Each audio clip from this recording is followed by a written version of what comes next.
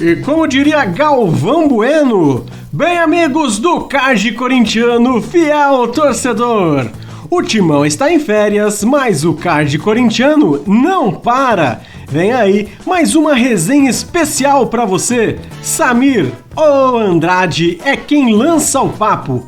Qual foi o balanço deste primeiro semestre de 2025 para o Coringão? Siga-nos em todas as plataformas, YouTube, Spotify, TikTok, como também no Instagram, onde você encontra os cards dos ídolos que ajudaram a construir a história gloriosa do Esporte Clube Corinthians Paulista. Antes da resenha, nossa Anne Belletti traz um recado especial a todos vocês. Salve, salve, fiel torcida! Aqui quem fala é Anne Belletti, em nome de todo o time do Card Corintiano. Nós temos um convite mais do que especial para você que vive o Corinthians como estilo de vida. Tá chegando a hora da nossa próxima live, a próxima live do Card Corintiano, é isso mesmo. Vamos invadir as redes ao vivo para bater aquele papo reto, cheio de opinião, bastidor, análise quente e, claro, a resenha que só quem é Corinthians entende. Então marca aí, fiel. Dia 3/7, dia 3 de julho, às 20h30, horário de Brasília, ao vivo no YouTube. E sabe o melhor? Você também participa, comentando, opinando e vibrando junto com a gente. Então já anota na agenda, compartilha com os amigos e prepara o coração, porque a emoção vai bater forte. Live do Card Corintiano, informação, paixão e muito Corinthians. Nós te esperamos lá, hein? Vai, Corinthians! Muito obrigado a Anne Belletti. Anotou aí, quem não participar da live do Card Corintiano terá um filho palmeirense. Agora sim, vamos com ele, Samir ou Andrade. Solta a voz, Samir!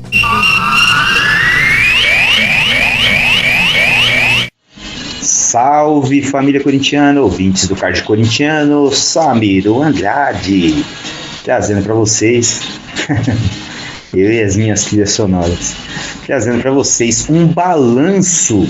Sim, torcedor corintiano, estamos ociosos, sem Corinthians. E aí eu venho trazer para vocês mais uma pequena resenha, um balanço, o qual eu li no GE, e eu vou me espelhar nele, vou fazer tão somente, né, o bom papel aqui de ler para vocês essa matéria que está no GE, caso vocês queiram ler. Vou dar algumas pinceladas com as minhas opiniões, falando sobre esse primeiro trecho de 2025. Não dá pra gente chamar de primeiro semestre, porque o Corinthians encerrou suas atividades antes do fim de junho, onde se encerra o primeiro semestre. Quem foi bem, quem foi mal, torcedor corintiano? Vamos ver esse balanço do elenco do Corinthians na primeira parte de 2025. O time oscilou entre a queda e o jejum de títulos ao conquistar o Paulistão e ser eliminado precocemente na Libertadores e na Sul-Americana. O GE avalia destaques e decepções da equipe. Você vê que o GE já usa assim um rodapé, né, para chamar a matéria como muitas decepções. Tirando a conquista do Campeonato Paulista, de certa forma eu até concordo um pouco. O Corinthians vive uma temporada de irregularidade. Apesar do título do Campeonato Paulista sobre o arco-rival, a Pepa, o Atomo Green,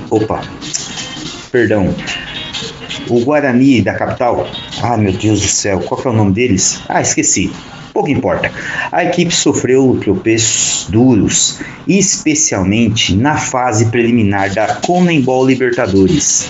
A queda para o Barcelona do Equador impediu o Timão de chegar à etapa de grupos e brigar pelo bicampeonato, o tão sonhado bicampeonato. Torcedor corintiano, nessa análise aqui do GE faz sentido um pouquinho, né, a matéria, né, nessa avaliação deles. Porque realmente o Corinthians sucumbiu, né? Foi aquém.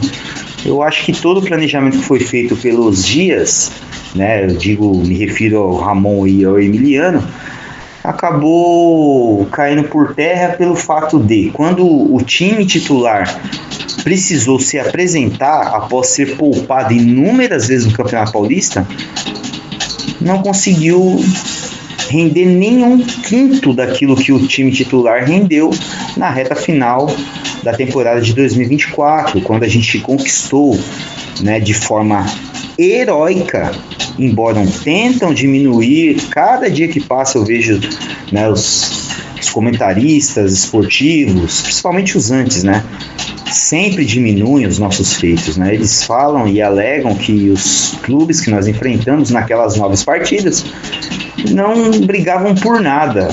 Como assim não brigavam por nada? O Grêmio, por sua vez, estava brigando também por uma vaga na Sul-Americana, na pré-Libertadores. O próprio Bahia se classificou assim, né? E nós vencemos esses clubes. Eles estavam ali naquela reta final do Brasileiro, quando nós conquistamos as 9 vitórias consecutivas. Para mim foi um feito histórico. Poucas vezes eu vi um time conseguir uma arrancada tão grandiosa como essa do Corinthians. A eliminação precoce jogou o Alvinegro para a disputa da Sul-Americana, na qual o Corinthians não foi bem também.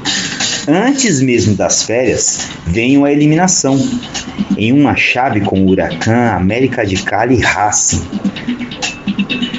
Ai Deus, meu Deus do céu. Restam apenas a disputa do Brasileiro e da Copa do Brasil para o Corinthians.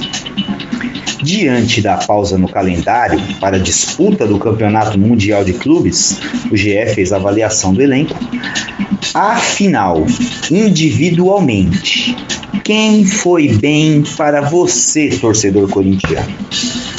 Quem você, de certa forma, se tivesse nas suas mãos o poder de decisão hoje, quem você aliviaria, sabe, o julgamento? Para quem você daria uma chance a mais e quem você descartaria de vez? Protagonistas. Os primeiros meses da temporada tem 2 protagonistas, Hugo Souza e Yuri Alberto. O goleiro elevou o nível demonstrado em 2024 e terminou como o grande herói da conquista do Timão no Campeonato Paulista. A defesa do pênalti de Rafael Veiga na Neoquímica Arena segurou 0-0 contra as Pepas e deu a taça ao clube, que já estava aí há alguns anos sem conquistar nem para o ímpar. Só neste ano foram 3 defesas de penalidades. Outra contra o Palmeiras, diante do Estevam, na casa dos adversários, né? No Peppa Park. E na cobrança de Pablo Diego, do Novo Horizontino. Com o desempenho veio a convocação inédita para a seleção brasileira. Digamos que o Hugo realmente fez por onde ele mereceu, pelo menos nessas 3 penalidades que ele pegou, que foram cruciais para o Corinthians, né? Esse pênalti defendido pelo Pablo Diego, ele fez o pênalti e ele acabou defendendo, e foi importantíssimo que nós vencemos essa partida. Isso nos manteve líderes de modo geral no Campeonato Paulista. Isso daí somou, né? Ajudou para que nós nos mantivéssemos ali, para que fosse feita a manutenção da nossa liderança isolada, né? De modo geral. Do outro lado do campo, Yuri Alberto, de uma ponta a outra, mantém a eficiência que tornou ele o artilheiro de 2024. O atacante lidera a tabela de goleadores do Corinthians com 13 tentos marcados. O clube agora busca recuperar o camisa 9, que se lesionou, e segurá-lo diante do interesse do futebol europeu, que eu acho que vai ser uma missão muito impossível. De verdade, sem pessimismo, sem aqui... porque toda vez que a gente faz um comentário assim, o torcedor, de modo geral, acaba fazendo uma interpretação muito rasa. Até sobre a situação do Memphis, que eu fiz o comentário no meu último podcast, eu tentei explicar para o torcedor. Lógico que a gente quer que os melhores jogadores fiquem. Eu sentiria muito mais a ausência do Garro e do Yuri do que do Memphis. É uma avaliação minha. Mas enfim. Então, assim, eu acho que vai ser difícil a gente segurar o Yuri Alberto por tudo que aconteceu, por tudo que ele fez, e ele mereceu, ele alcançou esse patamar. Quisera que todo o elenco do Corinthians tivesse o mesmo desempenho que ele. Quem vem bem? Isso segundo o GE, tá? Eu só estou complementando com alguns pitacos do Samir Andrade. Quem vem bem? Um patamar abaixo do Yuri e do Hugo Souza se encontra a dupla de estrangeiros Memphis Depay, carinhosamente Meme Senpai, e André Carrilho, que chegaram no meio da temporada passada e se encaixaram. Ainda na busca pelo primeiro gol em clássicos, Meme Senpai é o jogador com mais participação em gols do time na temporada, com 6 bolas na rede de rivais, né?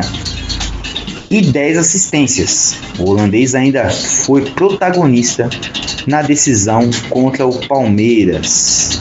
Eita, é esse o nome do rival? Nossa, que nome diferente e exótico. Com destaque nos 2 jogos da final e retornou à seleção holandesa graças a isso. Cara, eu tenho muitas críticas sobre a atuação do Meme Senpai. Pra mim, ele não foi esse jogador todo que muita gente fala que ele foi. Eu acho que até pelo que ele foi contratado, as expectativas que foram geradas e criadas em torno de toda a negociação, dos valores que foram atribuídos a ele, eu esperava muito mais. Mas muito mais mesmo. Sabe? Eu acho que é muito pouco. Os números são muito poucos, cara. A gente está se acostumando, está se apequenando até nessa parte, em se acostumar com um pouco, sabe?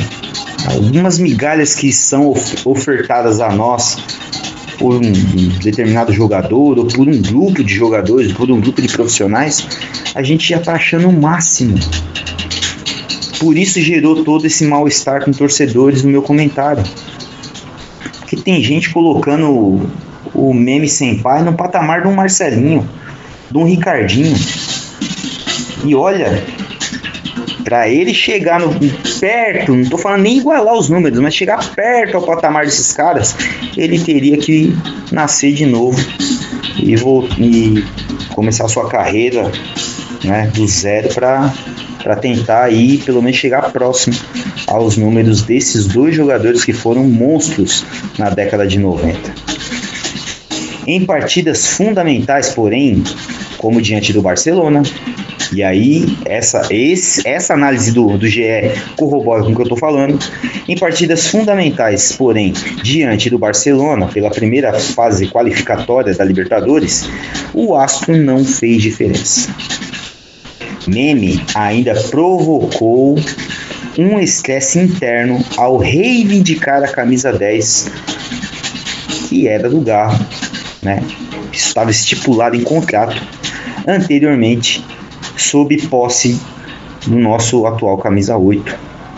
Isso para mim já foi o primeiro passo para me fazer as críticas que eu tenho a fazer sobre ele. Assim como o Memphis, André Carrilho muda o patamar do jogo com a bola do Corinthians sob o comando de Ramon Dias. O peruano foi o dono do meio-campo e se destacou na conquista do Campeonato Paulista. Esse sim, eu acho que de forma silenciosa, sem muito alarde, conseguiu performar e se destacar. Quando não tínhamos Garro, quando o Memphis sumia, ele conseguiu dar o algo mais. Com o Dorival Júnior, ele ainda tenta reencontrar um nível de excelência, já demonstrado em 2025. Oscilam. E eu vou me agarrar a essa palavra. Oscilam porque oscilaram, continuam oscilando e vão oscilar ainda. Há um grande grupo de atletas que alternam boas partidas com outras de maior descrição. Na campanha do título paulista, por exemplo, Ranieri, Mateuzinho, Gustavo Henrique e José Martínez tiveram momentos de destaque. Mas assim, não teve uma sequência, isso tem que concordar mesmo. não teve uma sequência. Então oscilaram muito, negativamente e positivamente também. Destaque absoluto de 2005, Rodrigo Garro, que passou 2 meses machucado, teve um início de temporada comprometido pelos problemas no joelho direito e ainda busca um nível próximo, né, da apresentação de 2024. Nas decisões contra o Barcelona, assim como o Meme Senpai, não foi bem. Mas o Rodrigo Garro, por outro lado, diferente do Meme Senpai, teve um problema no joelho direito e teve um problema pessoal extracampo, que aí vamos deixar para uma outra resenha. O argentino, porém, assumiu o papel decisivo na semifinal do Paulistão contra o Santos e deixa boa expectativa para a segunda parte do ano, a partir da exibição no duelo contra o Grêmio. Foi um jogo assim que, apesar do empate, realmente ele parece estar demonstrando aí que está em boas condições. Na lateral esquerda, Fabrício Anguilleri, único reforço da temporada, foi fundamental nas decisões contra o Atomo Green, mas caiu de rendimento diante a maratona de jogos do Campeonato Brasileiro. Situação que reabriu a disputa com o Matheus Bidu, que até então, né, todos viam que ia sair do clube. Outro nome a variar entre bons jogadores e ruins, né? E os jogadores ruins que se destacaram bem ou mal. O meio-campista Breno Bidon, e esse aí, o Breno Bidon, eu vou falar para vocês, viu? É aquela situação que eu tô sempre salientando, que muitas das vezes o torcedor fica bravo comigo. O Breno Bidon é muito super valorizado. O Breno Bidon, tá todo mundo achando que ele vai ser o salvador da lavoura. Já ouvi números até exagerados aí sobre a possível venda do Breno Bidon.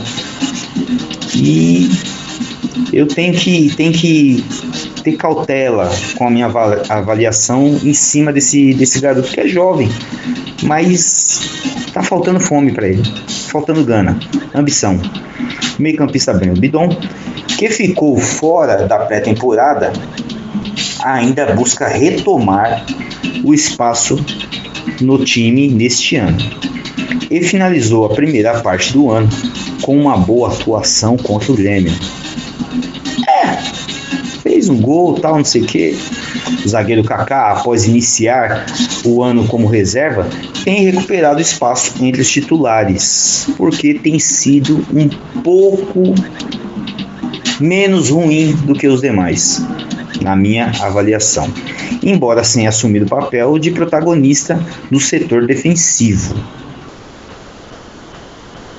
O atacante Thales Magno foi o artilheiro do time no Paulistão com 5 gols, mas caiu de rendimento com o decorrer da temporada, principalmente depois de enfrentar uma pneumonia. O capitão Ángel Romero tem espaço e, ao mesmo tempo, um número muito pequeno de gols. Fez até 5 gols, se eu não me engano, mas ainda não atingiu o nível para ser indiscutível como titular. Jovens como Matheus Donelli e João Perucioca ganharam sequência, apresentaram oscilação. O zagueiro, inclusive, ficou marcado pela atuação ruim na derrota do contra o Barcelona no Equador e perdeu espaço desde então. O volante Michael, que é a menina dos olhos do Dorival, virou homem de confiança do atual técnico, mas ainda busca o melhor ritmo de partida, né, para atingir o patamar de 2017. Nunca. Isso aí nunca. Pelo amor de Deus. Nunca serão. Jamais serão. Charles Ian Hector Hernandes, o Hector Bonilha da Fiel, vive ano discreto, porém sem comprometer. Quem vai mal? Diante do que se apresentou e a capacidade esperada, alguns nomes necessitam crescer no retorno da temporada, a começar por André Ramalho. Esse aí, com certeza, olha, André Ramalho tinha tudo comigo, mas impressionante como ele caiu de rendimento. Como o ano novo, a virada de ano, fez mal para o André Ramalho. O zagueiro que foi destaque na reta final de 2024, em 2025 cometeu erros que custaram a posição em alguns momentos. O sistema defensivo vem sendo um dos problemas do time no ano, se não o maior problema. Num equívoco, porém, que se assemelhou às falhas decisivas de Félix Torres, expulso na decisão do Paulistão, pouco tempo depois cometer pênalti que poderia mudar a final, o equatoriano passou a jogar até de lateral direito em algumas partidas. Ele ainda recebeu o vermelho no início do duelo contra o Racing do Uruguai, em entrada acima do normal, né? Uma falta desnecessária.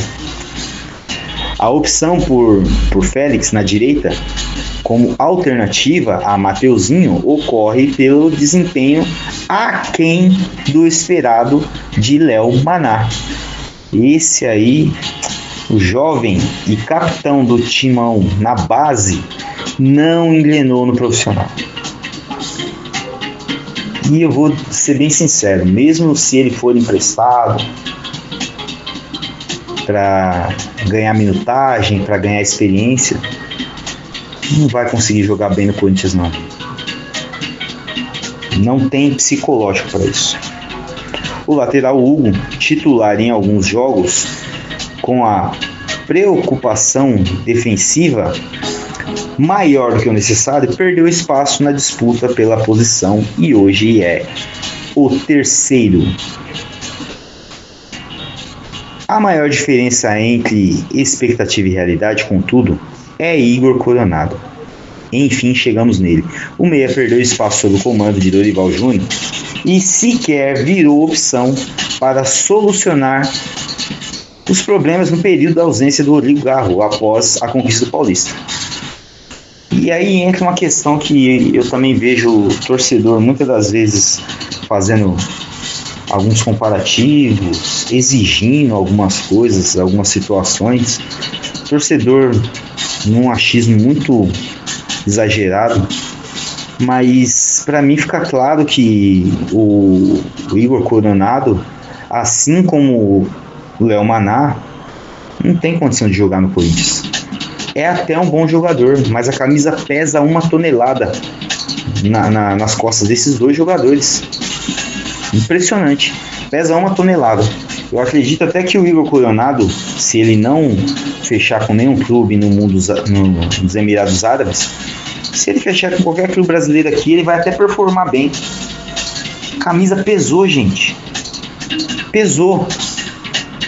E tá faltando paciência pro torcedor corintiano e pro próprio Igor Coronado.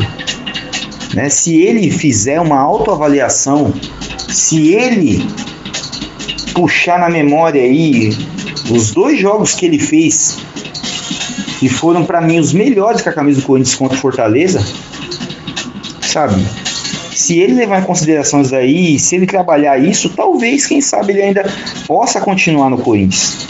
Mas isso vai depender muito dele, sabe? Dele, da paciência por parte da comissão técnica também. Eu vejo muita gente falando, mas o técnico tem que estimular. Cara, o estímulo maior tem que ser vestir a camisa do Corinthians, sabe? O técnico pode trabalhar uma coisa ou outra, incentivar, conversar bastante, mas se a pessoa não estiver predisposta a aceitar isso, nada vai mudar. O goleiro Felipe Longo subiu definitivamente para o profissional, mas não teve oportunidade de atuar ainda. Quem entrou pouco em campo foi Diego Palacios, contratado sobre a expectativa no ano passado de ser, né, o protagonista no setor. O equatoriano ficou quase uma temporada completa no departamento médico por lesão no joelho e atuou em 3 jogos em 2025. É atualmente o 4º lateral esquerdo na fila de preferências para o Dorival Júnior. O atacante Giovani, que deu assistência na vitória contra o Novo Horizontino no Paulistão, entrou em campo 2 vezes, já que recusou as propostas de renovação. Ele foi liberado pelo clube antes do fim do contrato em julho. Torcedor corintiano, eu acrescentei algumas coisas, né? A matéria do GE é essa. O Giovani, para mim, boa sorte para ele, mas é outro que vai quebrar a cara pela escolha que ele está fazendo, porque se numa vitrine como o Corinthians ele não consegue ter paciência de esperar o momento ideal para que ele venha se destacar no futebol, não vai ser em clubes de menor expressão que ele vai conseguir alcançar esse êxito. E você, torcedor corintiano, o que você achou desse início de 2005, tirando a conquista do Campeonato Paulista, a qual eu comemorei pra caramba, pelo período sem conquista de títulos, e homenageando a minha mãezinha que nos deixou, que o Papai do Céu recolheu, e ela está agora do lado dele, olhando por nós, sendo nosso anjo da guarda lá em cima. O que você acha, torcedor corintiano? Samir, o prolixo, trazendo para vocês essa matéria aí, com avaliações do GE, com alguns pitacos do Samir, falando sobre o atual momento do elenco corintiano no gramado. Não o Corinthians bastidores, a parte política, mas no gramado. O que você acha, torcedor corintiano? Podemos esperar que o Corinthians volte melhor depois dessa parada para o Mundial de Clubes? Será que nós teremos reforços? Será que o Corinthians vai voltar com sede, com vontade de fazer história? Será que vamos perder os nossos principais astros? O que você acha de tudo isso, torcedor corintiano? Nos acompanhe, ouça os nossos podcasts, nós estamos no YouTube, no Spotify, no TikTok. Se o TikTok não derrubar esta resenha por conta das minhas trilhas sonoras. Siga-nos também no Instagram, onde nós temos os cards dos jogadores que fizeram parte da história do Corinthians e transformaram o todo-poderoso Timão no maior de todos. Até mais, um forte abraço e vai Corinthians!